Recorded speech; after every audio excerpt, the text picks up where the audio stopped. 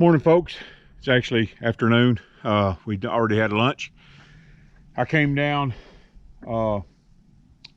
after I fed this morning. I came down. I was just feeding some scraps to the chickens, and we actually lost one of our roosters, that big rooster. I'm not sure what happened to him. He just looked like he maybe choked on something or something. I don't know. I'm gonna keep a close eye on chickens.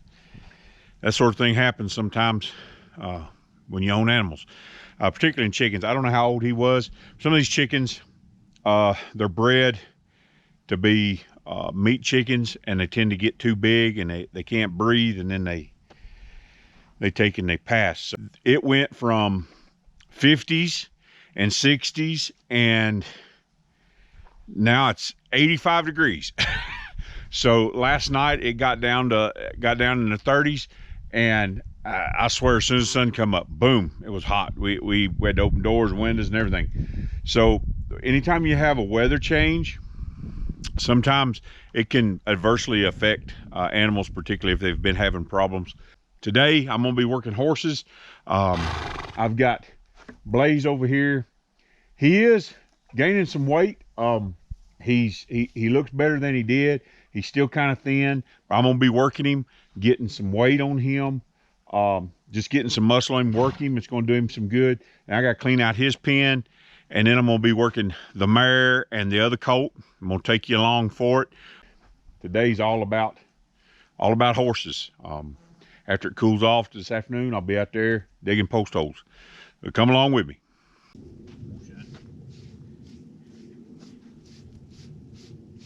I like to get these guys out, tie them up and groom them before I go to doing a whole lot, particularly this time of year, and really helps them not think that every time I go to get them out of the pen, they got to go to work. We're gonna get him out here, work him, clean out his pen,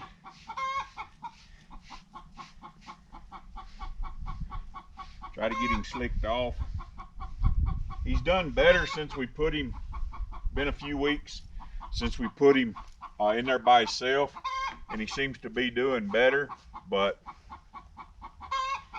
you know, the old adage, it's harder to put weight back on a horse than it is for him to lose it.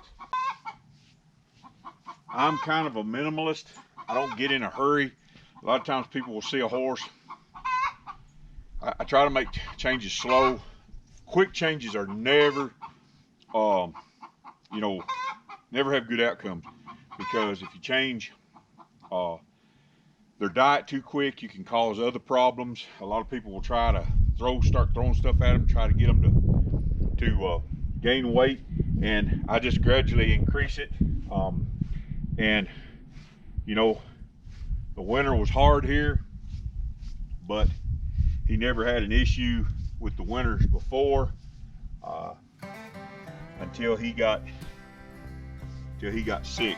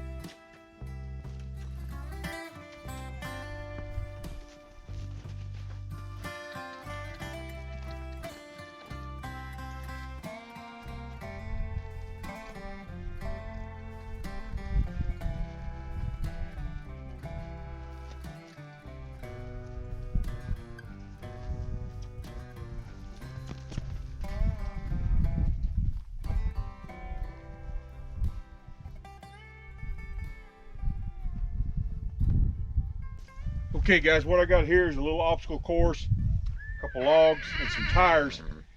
And these faster paced horses, they think a lot faster, their mind moves a lot faster.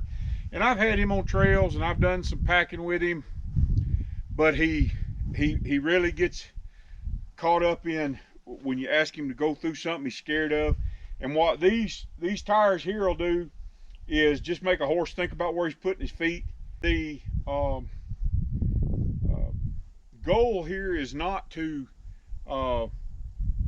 get the horse over him. It's to get the horse to think about where he's putting his feet and slow down his mind and think about what he's doing. So I'm just going to take and ask him to step through here. Not going to get in a big hurry with him, because again, it's not about getting over the obstacle. And I think that's what people do with all these contests and everything. They want to see what they can put their horse through. To me, obstacles are about teaching a horse to think, not get in a hurry, and use his mind instead of just blowing through something that they're scared of and getting out the other side of it. And I think a lot of times that's what people teach, because they forget the goal that you're trying to do is shape a horse's mind, not get them through something. So I'm just going to ask him here and see what he thinks about it.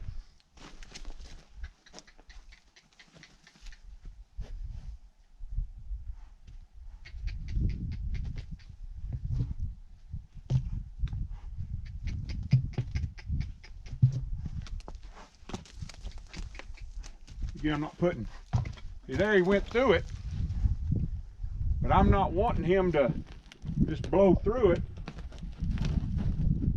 I'm wanting him to just think about it.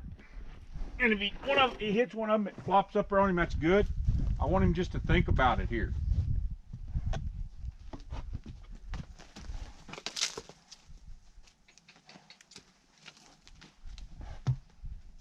Ask him to stop there.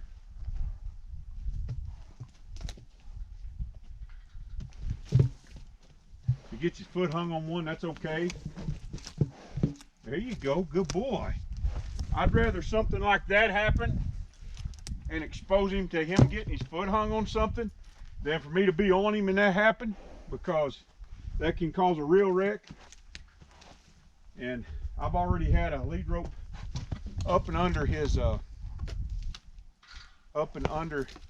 tail before, so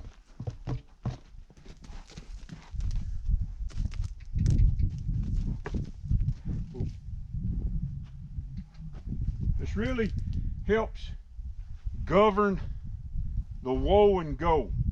If you can work on stuff like this, instead of a horse just blowing right through or getting in a hurry, you can take and slow down here and teach a horse, I just want you to take a step. Because sometimes when you're out here on some of these trails, you need to just take a step instead of take 10. There we go. Awesome. Good boy. Good boy.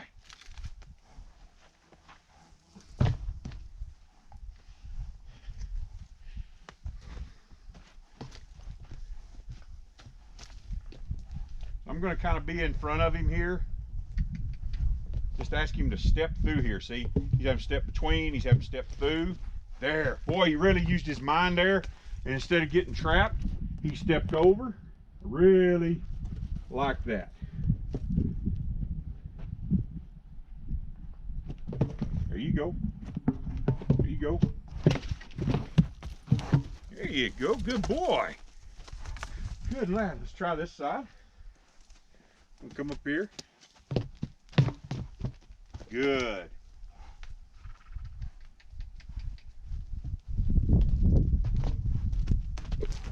Good lad. You see how slow his mind is working? Go.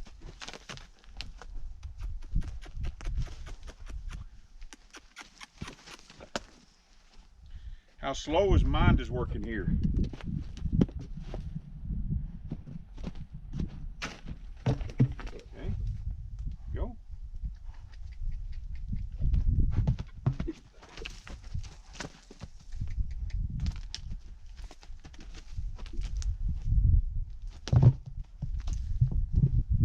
want him to get hung up on these tires.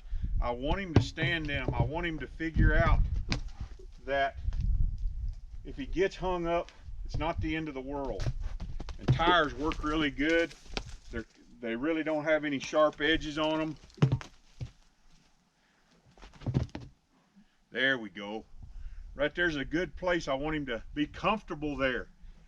And now again, him stopping right here, his legs are in between two tires, his back leg's up against a tire, all that stuff helps him figure out that it's okay. He doesn't have to just blow through it. His mind is getting okay with the idea of being kind of claustrophobic. And that's what I want out of him. I want him just to calm down and think about it.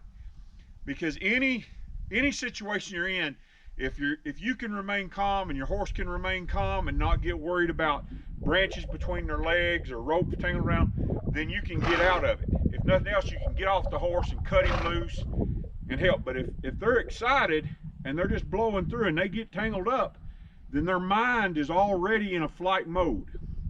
So what we got here is a horse that we need to be comfortable in bad situations. So I'm just going to ask him here to step on through. Good boy. Good boy. Yeah. Good boy. And this is good training, even for, you know, for horses that you've been riding for a while. Take them out. Let them see some tires. Let them see some obstacles. And slow them down. There you go. Good boy.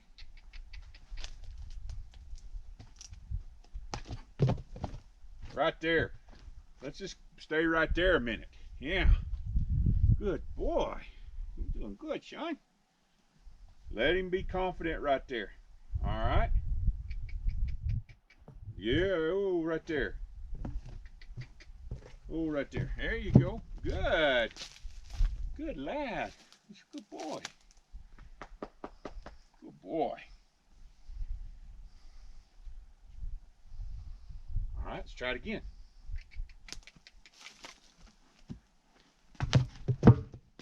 What I want to do, instead of me stopping him, I want him to stop. I want him to think about it and not get excited. There you go. There you go. Yeah.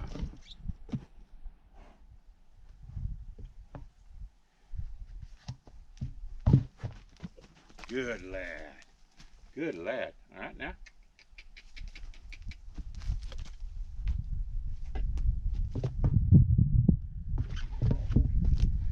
Lunging is not for going 100-mile-an-hour in circle, and a lot of people have programmed their horses to, as soon as they ask them to go, it means blaze around in circles. From the round pen to just getting them out. These guys, they like to take and get out and go forward and blow around, and that's okay. But the whole point of forward motion on cue is not to go in circles, but to get from point A to point B. And this right here is a really good way to iterate that to them, and just to teach them that you do have a throttle. You don't have to blaze through everything and go wide dog open through everything. Just think about it, walk through it, pick your way through it.